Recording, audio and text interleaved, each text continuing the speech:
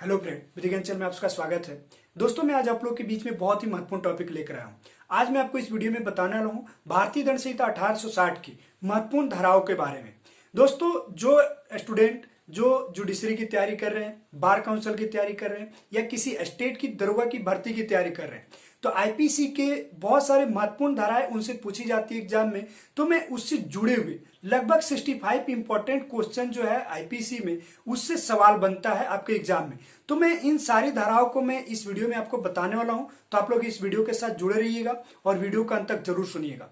आगे बढ़ने से पहले मैं दोस्तों आप लोगों से बताना चाहूंगा कि आईपीसी और सीआरपीसी में क्या अंतर है और ये कब लागू हुआ था। तो आईपीसी जो है, इसमें दंड के बारे में बताया गया कि कोई व्यक्ति अगर अपराध करता है तो उसको कितने सजा हो सकती है, उसको कितना दिन तक जेल में रखा जा सकता है, उसको कितना जुर्माना लगाया जा सकता है। तो इसके बारे में आईपीसी में बताया गया, यानी भारतीय दंड संहिता 1860 में बताया गया। तो दोस्तों, यहाँ पे एक बात और मैं आपको बता दूं कि भारतीय दंड संहिता 1860 जो है 6 अक्टूबर 1860 को ये लागू हुआ था। ये एग्जाम में आपसे पूछ सकता है कि भारतीय दंड संहिता यानी आईपीसी कब लागू हुआ था, तो 6 अक्टूबर 1860 को हमारे देश में ये लागू हुआ था। अब अगला हम जानते हैं सीआरपीसी के बारे में। अगर कोई व्यक्ति अपराध करता है तो उसको दंड के बारे में, तो उसको कितना सजा हो सकता है, उसको कितना जुर्माना लग सकता है, तो इसके बारे में तो आईपीसी में बताया गया है। और अगर व्यक्ति को दंड दिया जा रहा है तो उसकी प्रोसेस क्या होगी, यानी पुलिस उसको गिरफ्तार करेगी, उसको मजिस्ट्रेट के सामने पेश करेगी, जांच करेगी, और जब तक उसकी बहस वहस चलेगी, तो ये सारी बातें जो है सीआरपीसी में बताई गई। यानी दंड प्रक्रिया संहिता 1973 में प्रोसेस के बारे में बताया गया कि उस व्यक्ति को जो अपराध कर रहा है उसको दंड जब दिया जाएगा तो उसकी प्रोसेस क्या होगी। तो आप लोग समझ सकते हैं कि सीआरपीसी का मतलब क्या होता है। अब इसके बाद मैं आपको बता दूं कि सीआरपीसी जो है 25 जनवरी 1974 को हमारे देश में लागू हुआ था। तो आप लोग समझ गए कि सीआरपीसी और आईपीसी में क्या अंतर है और कब लागू हुआ था। एक बार मैं आपको और बता दूं कि आईपीसी जो है 6 अक्टूबर 1860 को लागू हुआ था और सीआरपीसी जो है 25 जनवरी 1974 को लागू हुआ था। तो आप लोग इसको जरूर याद रखिएगा, आपके एग्जाम में ये जरूर आएगा। आगे बढ़ने से पहले मैं आपको बता दूं कि सीआरपीसी को जो चैप्टर 5 है, जिसमें पुलिस किस तरीके से किसी व्यक्ति को गिरफ्तार कर सकती है और पुलिस किस तरीके से किसी अपराध की जांच कर सकती है, जो चैप्टर 12 यानी 12 में दिया गया सीआरपीसी में, इन दोनों का वीडियो मैं ऑलरेडी बना चुका हूं। आपके एग्जाम के पॉइंट व्यू से बहुत ही इंपॉर्टेंट सेक्शन है चैप्टर 5 और चैप्टर 12 में जो धाराएं दी गई है। मैं आपको डिस्क्रिप्शन बॉक्स में लिंक दे दूंगा, आप इन दोनों वीडियो को जरूर सुनना। आगे बढ़ते हैं और एक एक करके आईपीसी के जो 65 मोस्ट इंपॉर्टेंट क्वेश्चन जो हैं, जो कि आपके जुडिशरी के एग्जाम के लिए या बार काउंसिल के एग्जाम के लिए या किसी दरोगा की एग्जाम की आप तैयारी कर रहे हैं, तो उसमें बहुत ही इंपॉर्टेंट होने वाला है। तो आइए हम एक एक करके इन सारी धाराओं को देखते हैं। धारा 24 बेईमानी की परिभाषा के बारे में बताया गया है। कोई एक व्यक्ति है जो कि गलत तरीके से किसी को लाभ पहुंचाने के लिए या गलत तरीके से किसी को हानि पहुंचाने का आस रखता है, तो इस बात को बेईमानी कहा जाता है धारा 24 के तहत। इसके बाद आता है धारा 34 सामान्य यानी कॉमन इंटेंशन। दो व्यक्ति अगर अपराध करते हैं और एक व्यक्ति किसी व्यक्ति को मारता है और दूसरा व्यक्ति अगर कहीं खड़े होकर किसी अन्य व्यक्ति को देखता है कि वो आ ना जाए, तो इस तरीके के अपराध में दोनों को माना जाएगा कि दोनों ने सेम अपराध किया, दोनों ने उस व्यक्ति को मारा है, चाहे वो कहीं खड़ा है कहीं बाहर खड़ा है, कोई मतलब नहीं है, उसको धारा 34 के तहत समान आसानी कॉमन इंटेंशन का अपराधी माना जाएगा। अगला आता है धारा 40 अपराध की परिभाषा, नहीं ऑफेंस के जो परिभाषा आपको देखना है, तो धारा 40 में ऑफेंस की परिभाषा के बारे में बताया गया है। इसके बाद आता है धारा 54 मृत्यु दंडादेश का लघुकरण। अगर किसी को फांसी की सजा हो जाती है तो उसको आजीवन कारावास में बदला जा सकता है, जो कि धारा 54 के तहत होता है। इसके बाद आता है धारा 55 आजीवन कारावास के दंड का लघुकरण। अगर किसी को लाइफ इम्प्रिजमेंट यानी आजीवन कारावास का अगर किसी को सजा हो जाता है, तो अगर सरकार चाहती है कि वह अच्छा काम करता है, वो अच्छा व्यक्ति है, तो उसको 14 वर्ष के बाद उसको छोड़ सकती है। यानी किसी व्यक्ति को अगर लाइफ इम्प्रिजमेंट की अगर किसी को सजा मिलती है तो लाइफ टाइम तक वो जेल में रहता है। लेकिन कुछ ऐसी हमारे धारा 55 में बताई गई है कि सरकार अगर समझती हो कि व्यक्ति अच्छा आदमी है, गलती से उसने कुछ ऐसा अपराध कर दिया है जो कि उसको 14 साल के बाद छोड़ा जाना चाहिए, तो वो धारा 55 के तहत सरकार आजीवन कारावास को 14 साल के बाद उसको रिहा कर सकती है। इसके बाद आता है धारा 55 ये समुचित सरकार की परिभाषा। यानी धारा 55 ये कहता है कि केंद्र सरकार और राज्य सरकार अगर कहीं भी आईपीसी में इनकी बात आएगी तो धारा 55A के तहत देखा जाएगा उनके परिभाषा के बारे में। यानी धारा 55 ये केंद्र सरकार और राज्य सरकार के परिभाषा के बारे में बताती है। इसके बाद आता है धारा 63, जुर्माने की रकम की परिभाषा।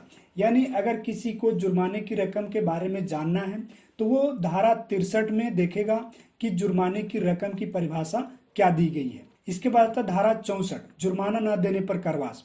अगर कोई अपराधी जुर्माना नहीं देता है तो कोर्ट उसको जुर्माने के जगह उसको कारावास में बदल देगी, उसकी कारावास बढ़ाई जा सकती है, जो कि धारा 64 के तहत है। इसके बाद आता है धारा 82, 7 वर्ष से कम शिशु का कार्य। यानी कोई 7 वर्ष से कम का कोई बालक है, कोई शिशु है, बच्चा है, अगर कोई वो ऑफेंस कर देता है तो ऑफेंस माना जाएगा कि उसने ऐसा ऑफेंस कुछ नहीं किया है, उसने कोई अपराध नहीं किया। इसके बाद आता है धारा 83, 7 से ऊपर 12 वर्ष के परिपक्व शिशु। यानी अभी आपने धारा 82 में सुना कि 82 में कहता है कि 7 वर्ष से कम का कोई भी अगर शिशु, कोई बालक अगर कोई अपराध करता है, कोई ऑफेंस करता है तो वो समझा जाएगा कि उसने अपराध नहीं किया है। और धारा 83 कहता है कि 7 से ऊपर और 12 वर्ष से कम परिपक्व शिशु है, उसको कोई समझ नहीं है, अगर ऐसा कोई अपराध करता है तो समझा जाएगा कि उसने कोई अपराध नहीं किया है। इसके बाद आता है धारा 120 से आपराधिक षड्यंत्र की परिभाषा। एग्जाम में ये बहुत ज्यादा पूछा जाता है। धारा 120 क और ख, सेक्शन 120 ए और बी दोनों को आप लोग अच्छे तरीके से समझिएगा कि धारा 120 ये कहता है कि आपराधिक षड्यंत्र की परिभाषा, यानी किसी भी अपराध की षड्यंत्र अगर रची जाती है तो उसकी परिभाषा 120 क में दिया गया है। और आपराधिक षड्यंत्र का जो दंड है वो धारा 120 बी में दिया जाता है। तो आप लोग इसको दोनों को अच्छे तरीके से समझ लीजिएगा। अगर ये एग्जाम में थोड़ा घुमाता है तो इसको आप लोग ध्यान रखिएगा कि धारा 120 ए में आपराधिक षड्यंत्र के परिभाषा के बारे में बताया गया है और धारा 20 बी में आपराधिक षड्यंत्र के दंड के बारे में बताया गया है। अगला देखते हैं धारा 124 से राजद्रोह का अपराध। अगर कोई भी व्यक्ति भारत के कानून के कोई काम करता है, जो कि भारत पूरे देश के लिए वो खतरा बन जाता है, तो उसके ऊपर राजद्रोह का अपराध केस चलता है। कहने का मतलब है कि वो कोई ऐसी बात करता है जिससे पूरे देश में एक अलग सा माहौल बन जाए वो उसके कहने से। तो इस तरीके के अपराध जो होता है, जो देश के खिलाफ जो जाता है, उसमें धारा 124 ए के तहत उस व्यक्ति के ऊपर राजद्रोह का केस चलता है। इसके बाद आता है धारा 141 विधि विरुद्ध जमाव। यानी कोई व्यक्ति कोई ऐसी सार्वजनिक जगह पे 5 से अधिक लोगों को वहां पे जमाव करने की अनुमति नहीं मिलता है और कोई इस जगह पे 5 लोग से अधिक जो जमाव कर लेते हैं तो उसको धारा 141 के तहत विधि विरुद्ध जमाव समझा जाता है। और धारा 146 बलवा की परिभाषा, जब कोई अनलॉफुल असेंबली यानी जो विधि विरुद्ध जो काम 141 के तहत कर रहा है और वो वायलेशन में बदल जाता है, वहां पे तोड़फाड़ होने लगती है, कोई नुकसान होने लगता है, तो 146 के तहत उसको बलवा समझा जाता है, जो कि 146 में बलवा की परिभाषा के बारे में दिया गया है। और 147 में बलवा के लिए दंड दिया गया है। यानी कोई अगर विधि विरुद्ध जमाव करता है और वहां पर वायलेशन करता है, कोई तोड़फाड़ करता है, तो धारा 147 के तहत उसको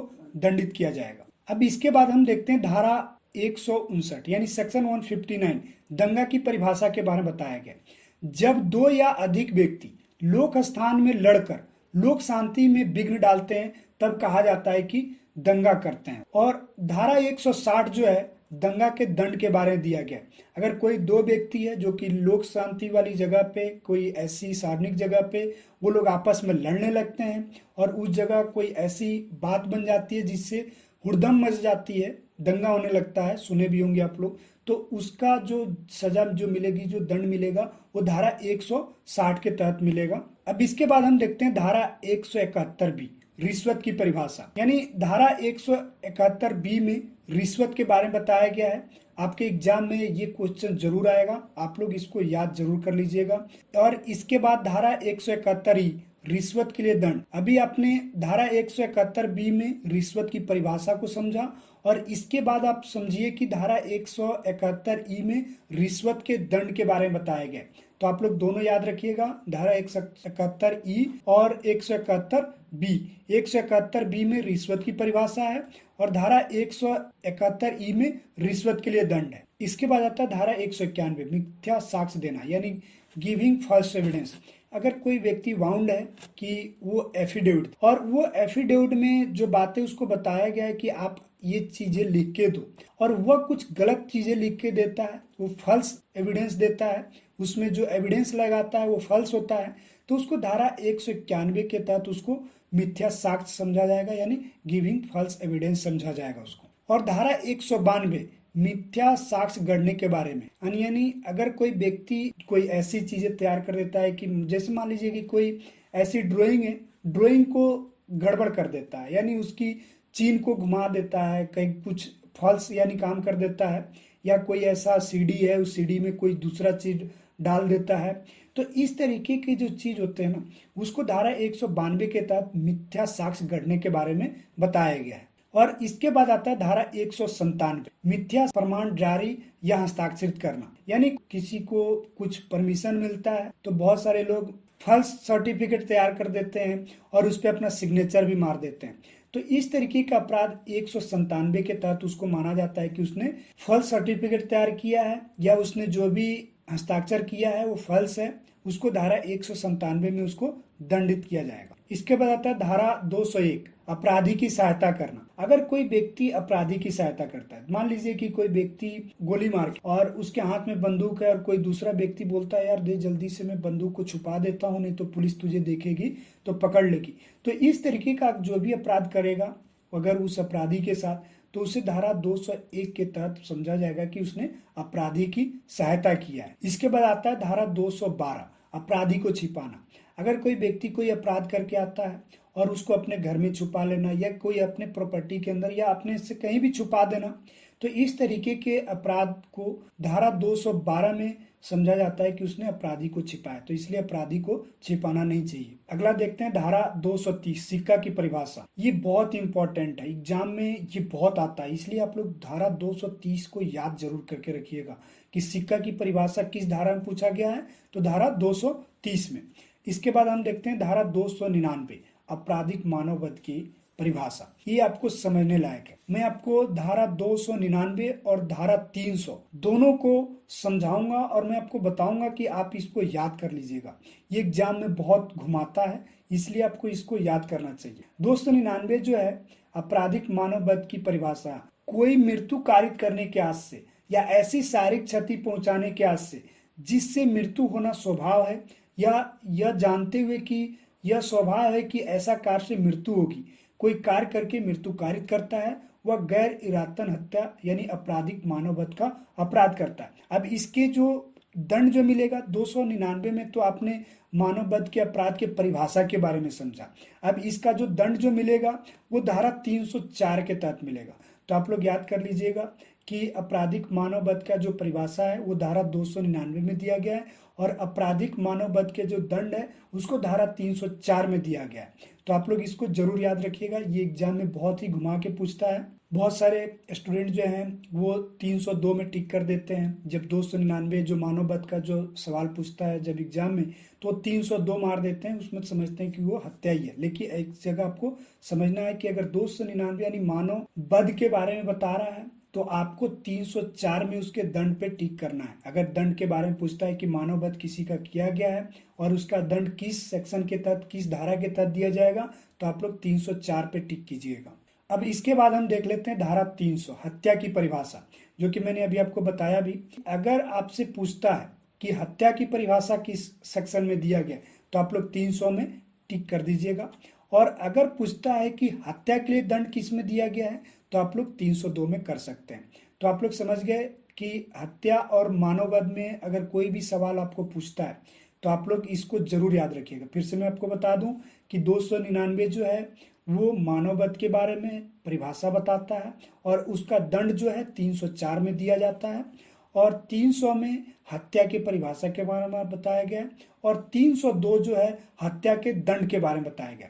तो आप लोग इसमें बिल्कुल कंफ्यूज मत होइएगा, ये एग्जाम में 100% पूछता है। तो इसको आप लोग 299, 300 और 302 और 304 को जरूर याद रखिएगा। अगला देखते हैं धारा 304 उपेक्षा या उतावलेपन में मृत्यु कारित करना। अब ये जो उपेक्षा या उतावलेपन में जो मृत्यु होता है ना, इससे क्या होता है कि अगर कोई व्यक्ति रोड पे गाड़ी चला रहा है, बाइक चला रहा है और वो बहुत उतावलापन है, वो बहुत ही ज्यादा उतावलेपन में चल रहा है, अगर किसी को मार देता है, उसकी जान चली जाती है, तो उसको 304 ए के तहत उसको सजा होगी। और उपेक्षा, उपेक्षा कोई डॉक्टर ऐसा समझता है कि मैं तो इसका ऑपरेशन कर दूंगा, भाई साहब उसको बिना कुछ चीज का सपोर्ट लिए हुए ऑपरेशन करना चालू कर देता है और बाद में पता चलता है कि ये सामान ही नहीं है, और उसमें अगर किसी व्यक्ति का मृत्यु हो जाता है तो उस डॉक्टर को 304 के तहत उसको दंडित किया जाएगा। इसके बाद आता है धारा 304 बी, दहेज के लिए स्त्री की हत्या करना। ये बहुत ही इंपॉर्टेंट सेक्शन है, ये पूछता है ये सवालों में, इसलिए आप लोग इसको याद कीजिएगा कि अगर कोई दहेज के चक्कर में किसी महिला की मृत्यु कर देता है तो उसको 304 बी के तहत उसको सजा मिलेगी। और 306 यानी आत्महत्या के लिए उकसाना, अगर किसी व्यक्ति को सुसाइड के लिए कोई उकसाता है तो वो 306 के तहत वो अपराधी होगा। इसके बाद आता है धारा 307, हत्या के प्रयत्न करना यानी अटेम्प्ट टू मर्डर।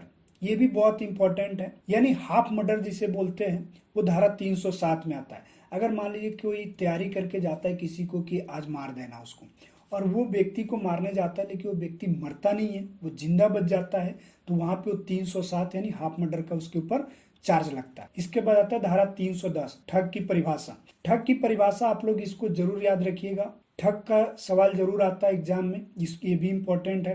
तो अगर ठग की परिभाषा के बारे में पूछता है तो आप लोग धारा 310 पे क्लिक कीजिएगा, और अगर आपसे पूछता है कि ठग का दंड किस में है तो धारा 311 में आप लोग टिक कीजिएगा। इसके बाद आता है धारा 312 यानी गर्भपात कारित करने के लिए दंड। अगर कोई डॉक्टर मान लीजिए कि किसी महिला की गर्भपात करता है, उसको कारित करवाता है, तो इस तरीके के अपराध में डॉक्टर को 312 के तहत उसको दंडित किया जाता है। इसके बाद आता है धारा 313, किसी महिला की सहमति के बिना गर्भपात कराने के लिए दंड, यानी किसी महिला का सहमति नहीं है, जबरदस्ती से कोई उसकी गर्भपात करवाता है, तो इस तरीके के अपराध में धारा 313 के तहत दंडित किया जाता है।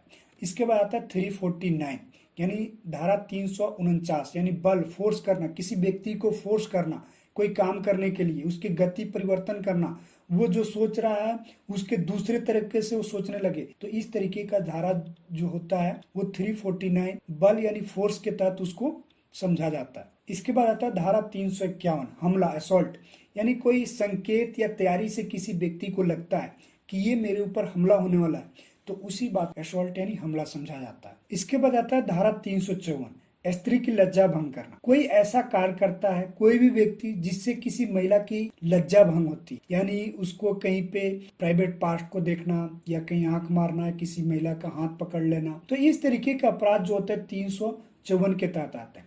अब मैं इसमें आपको इम्पोर्टेंट बात बता दूं कि धारा 354 में अब संशोधन हो चुका है, 2013 में संशोधन हुआ है। तो अगर आपको कहीं एग्जाम में ऐसी सवाल पूछता है कि धारा 354 सेक्शन 354 में कब संशोधन हुआ था, तो आप लोग याद रखिएगा इसको संशोधन 2013 में किया गया है। इसके बाद आता है धारा 359 व्यापरण की परिभाषा। इसमें एक बात बताई गई है धारा 359 में कि विधि पूर्ण सुरक्षा से अगर कोई किसी को व्यापरण करता है, उसको हटाता है, तो उसको धारा 359 की व्यापरण की परिभाषा समझी जाएगी। इसके बाद आता है धारा 363 व्यापरण के लिए दंड, यानी कोई व्यक्ति अगर कोई ऐसा कार्य करता है, किसी व्यक्ति को संरक्षण में से किसी को हटाता है, तो इस तरीके के अपराध में धारा 363 के तहत उसको दंडित किया जाएगा। इसके बाद है धारा 362 अपहरण की परिभाषा, यानी अगर कोई व्यक्ति बल के विवश करके उस व्यक्ति को जहां पे वो है उससे कहीं दूसरे जगह हटाता है, तो उसको धारा 362 के तहत समझा जाता है कि उसने अपहरण किया है। इसके बाद आता है धारा 365 व्यापहरण, अपहरण करने के लिए गुप्त तरीके से रोकना, यानी किसी व्यक्ति को व्यापहरण करना है या अपहरण करना है तो उसको किसी सुनसान जगह पर रोक लिया जाता है, तो उसको धारा 365 के तहत समझा जाएगा कि उसने गुप्त तरीके से उस व्यक्ति को रोका है। इसके बाद आता है धारा 376 दुष्कर्म रेप। अब तो इसमें धारा 376 में 2013 में ही संशोधन हो गया है, लेकिन आपके एग्जाम में रेप यानी जो पनिशमेंट जो है वो पूछ सकता है कि किस धारा के तहत है, तो आप लोग धारा 376 पे इसको क्लिक कीजिएगा। इसके बाद आता है धारा 378 चोरी की परिभाषा। ये भी एग्जाम में जरूर पूछता है, तो आप लोग इसको याद रखिएगा कि कोई अगर व्यक्ति किसी के कब्जे से कोई सामान उसके बिना सहमति के हटाता है तो उसको चोरी कहा जाता है, जो कि उसका परिभाषा 378 में दिया गया है। और चोरी का जो दंड है वो सेक्शन 379 में दिया गया है। इसके बाद आता धारा 383 यानी उदापन की परिभाषा। कोई व्यक्ति किसी को क्षति पहुंचाने के लिए कोई भय पैदा करता है, उसके ऊपर दबाव डालता है, तो इस तरीके का जो बात समझी जाएगी वो धारा 383 के तहत समझी जाएगी। यानी उदापन की परिभाषा के बारे में आप धारा 383 पे टिक कर सकते। और उदापन के लिए जो दंड है वो 384 में है, आप लोग याद रखिएगा इसको। उदापन का मतलब एक और मैं आपको बता दूं कि किसी से जबरन वसूली करना, ये भी एक उदापन में ही आता है। तो अगर कोई जबरदस्ती से किसी व्यक्ति को वसूली करता है, उसे कोई सामान संपत्ति को उससे जबरदस्ती लेता है, तो 383 में तो उसकी परिभाषा दिया गया और 384 के तहत उसको दंड भी मिलेगा। इसके बाद है धारा 390 लूट की परिभाषा। देखिए लूट में क्या होता है, धारा 390 में माना गया है कि कोई चोरी या जबरन वसूली करता है। जैसे कि कोई व्यक्ति जब चोर घुसता है घर में और वो उसको मारता है या वहां से ले जाने के लिए वो सामान को उसको भय में डालता है, उसको क्षति पहुंचाता है, तो इस तरीके का जो चोरी है ना वो लूट में यानी रॉबरी में बदल जाता है।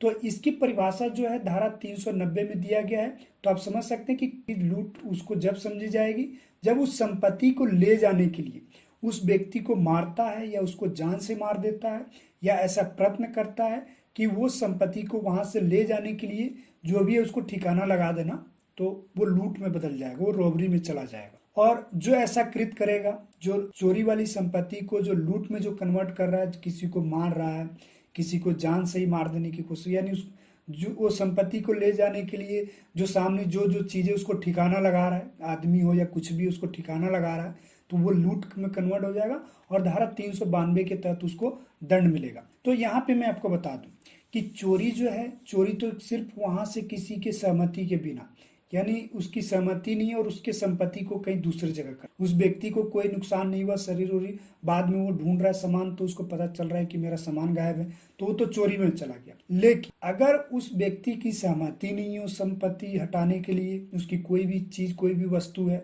और वो जबरदस्ती उस व्यक्ति से छीनता है, उसको मारने के लिए पड़ जाता है, उसको पीटने लगता है या उसको जान से मार देता है, तब वो लूट में कन्वर्ट हो जाएगा। तो लूट की परिभाषा आपको 390 में दिया गया है और आपको लूट के लिए दंड जो है 392 में दिया गया है। इसके बाद आता है धारा 391 डकैती की परिभाषा दिया गया है। अगर आपको कभी भी डकैती के बारे में अगर परिभाषा पूछता है कि डकैती की परिभाषा किसमें, तो आप लोग धारा 391 में टिक कर देना। और डकैती की जो दंड जो मिलेगी वो धारा 395 के तहत मिलेगी। इसके बाद हम देखते हैं कि धारा 396 डकैती के लिए हत्या, यानी कोई डकैती के लिए यदि 5 या 5 से अधिक व्यक्ति है और वह डकैती करने जाते हैं और किसी की हत्या कर देते हैं, तो इस तरीके का जो मर्डर है वो धारा 396 के तहत दंडित होगा। इसके बाद है धारा 412 डकैती वाली संपत्ति बेईमानी से प्राप्त करना।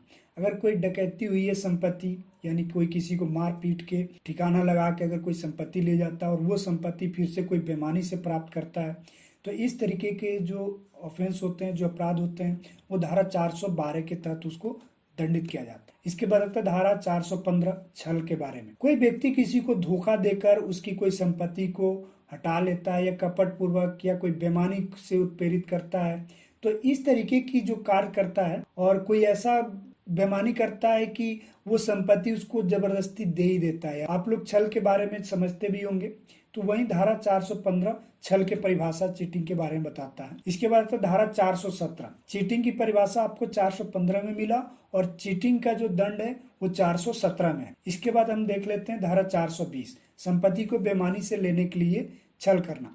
किसी की कोई मूल्यवान संपत्ति है और उसको वो छल करके लेता है, कोई संपत्ति कोई दस्तावेज, तो वो बन जाता है 420 के तहत दंडित किया जाता है। इसके बाद है धारा 445 गृह भेदन करना, यानी किसी के मर्जी के बिना उसके घर में घुस जाना, वो धारा 445 के तहत दंडित किया जाता है। इसके बाद आता है धारा 494 पति या पत्नी के जीवन काल में दूसरा विवाह करना, यानी दूसरी शादी करता है कोई व्यक्ति, अगर पति या पत्नी जिंदा होता है, कोई एक दूसरा किसी अन्य से शादी करता है, तो वो धारा 494 के तहत उसको दंडित किया जाएगा। इसके बाद हम देखते हैं धारा 498 की, दहेज के लिए स्त्री के साथ क्रूरता करना। यानी कोई व्यक्ति किसी महिला के साथ, उसके जो सास ससुर या पति जो भी होते हैं, वो लोग अगर दहेज के लिए किसी महिला को उत्पीड़न करते हैं, उसके ऊपर क्रूरता करते हैं, उसको मारते पीटते हैं, तो उनको धारा 498A के तहत उनको दंडित किया जाएगा। और धारा 499 जो है मानहानि की परिभाषा बताता है कि अगर कोई संकेतों से या किसी रूपाणों से किसी व्यक्ति के मान सम्मान वाला कोई व्यक्ति है, कोई ऐसा लाछन लगाता है जिससे उसकी मान सम्मान को ठेस पहुंचता है, तो उसकी परिभाषा जो है 499 में दिया गया है और 500 में उसके दंड के बारे में बताया गया है। तो आप लोग याद रखिएगा, 499 में मानहानि की परिभाषा डेफिनेशन बताया गया है और 500 में दंड के बारे में बताया गया है। इसके बाद अंतिम जो है धारा 511 आजीवन कारावास या अनकारावास से दंडनीय अपराध के लिए दंड। यानी कोई भी व्यक्ति आजीवन कारावास या कोई अनकारावास से जुड़ा हुआ कोई कार्य, कोई ऐसा अपराध करता है, उसको प्रयत्न करता है कि मैं ऐसा करूं, तो इस तरीके के अपराध में उसको 511 के तहत उसको दंडित किया जाता है। दोस्तों, अभी आपने आईपीसी के 65 मोस्ट इंपॉर्टेंट क्वेश्चन को समझा।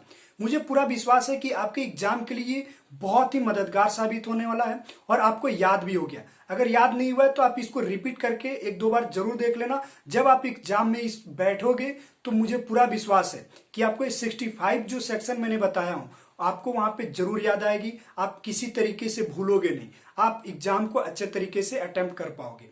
आगे मैं एक और आपको बात बता दूं कि अगर आपको सीआरपीसी की दोनों वीडियो को देखना है तो आप लोग डिस्क्रिप्शन बॉक्स में जाइए। बहुत ही इंपॉर्टेंट दोनों वीडियो है, क्योंकि चैप्टर 5 सीआरपीसी और चैप्टर 12 दोनों एग्जाम में आता है और इसको आप लोगों को समझना चाहिए, सुनना चाहिए और एग्जाम को इसको अटेम्प्ट करना चाहिए।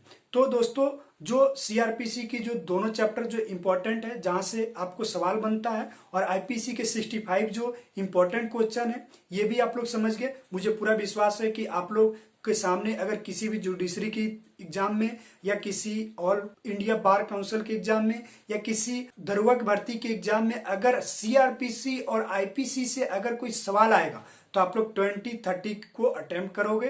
20-30 नंबर आपका कहीं नहीं जाएगा। तो दोस्तों, ये वीडियो आप लोगों को जरूर पसंद आई होगी, तो प्लीज आप लाइक कर देना। और अगर आपने अभी तक विधि ज्ञान चैनल को सब्सक्राइब नहीं किया है तो प्लीज दोस्तों विधि ज्ञान चैनल को सब्सक्राइब कर देना और बेल आइकन घंटी को प्रेस कर लेना, ताकि मैं लॉ से जुड़े किसी भी टॉपिक पे वीडियो बनाऊं सबसे पहले आपके पास पहुंचे।